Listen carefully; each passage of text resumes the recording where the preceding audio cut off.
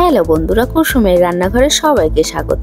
আজ আমি আপনাদের সঙ্গে শেয়ার করব সেরা স্বাদের চালের ক্ষীর সন্দেশের রেসিপিটা ভালো লাগলে চ্যানেলটাকে সাবস্ক্রাইব করবেন, পাশে থাকা বেল আইকনটাতে ক্লিক করবেন পরবর্তী রেসিপি সবার আগে পাওয়ার জন্য। এখানে আমি এক বাটি গোবিন্দভোগ চাল আগে থেকে ভিজিয়ে শুকিয়ে নিয়েছি, মিক্সিং বলে দিয়ে দেব। এখানে দিয়ে দেব কাজু আর পেস্তা বাদাম, এটাকে আমি গুঁড়ো করে নেব, একদম মিহি গুঁড়ো করে নিই, এরকমভাবে গুঁড়ো করে নিয়েছি। এখানে আমি 1 কাপ পাউডার দুধ নিয়েছি, 2 চামচ ঘি নিয়ে নিয়েছি আর 1 চামচ গোলাপ জল নিয়ে নিয়েছি। সব উপকরণগুলোকে আমি ভালো করে হাত দিয়ে মিশিয়ে নেব। এটা টাইম নিয়ে করতে হবে।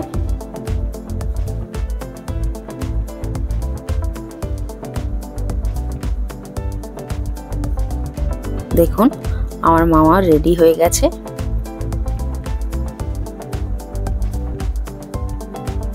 আমি একটা কড়াতে হাফ বাটি চিনি নিয়েছি আর 2 চামচ জল নিয়ে দিয়ে দিয়েছি। এটা চিনির ক্যারামেল বানিয়ে নেব। 2 থেকে 1 মিনিট যাওয়ার পরে দেখুন কালারটা কত চেঞ্জ হয়ে গেছে। এবার এটাকে আমি অনবরত নাড়তে থাকবো, ধীরে ধীরে এটার কালার চেঞ্জ হয়ে যাবে। বেশি কড়া করব না, করলে তাহলে তিতো হয়ে যাবে। আমি এখানে যে চালের গুঁড়োটা করে নিয়েছিলাম সেটাকে দিয়ে দেব। গ্যাসের ফ্লেমটা একদম লোতে রেখেছি। দেখুন এটা করা আমার হয়ে গেছে। এখানে আমি 1 মগ দুধ দিয়ে দেব।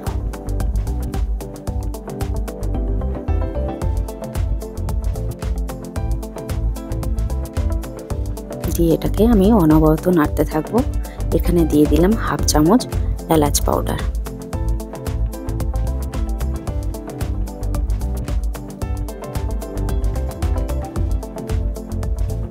এখানে দিয়ে দেব 2 চামচ ঘি। ঘিটা দিয়ে আমি ভালো করে নেড়ে নেব।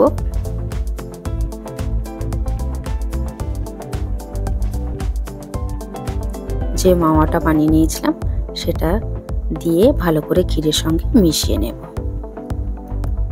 মাওয়াটা দিলে সন্দেশের টেস্টটা আরো বেড়ে যায়। দেখুন এটা আমার রেডি হয়ে গেছে। কড়ার গায়ে থেকে একদম ছেড়ে গেছে।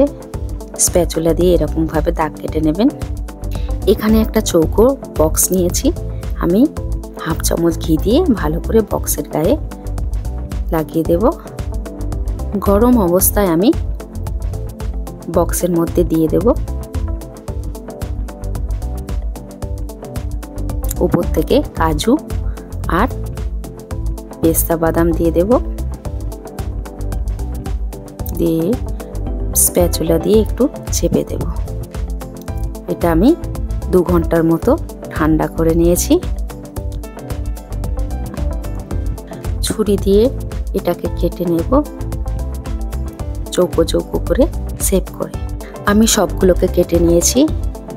দেখুন কতটা সুন্দর হয়েছে চালের সন্দেশ।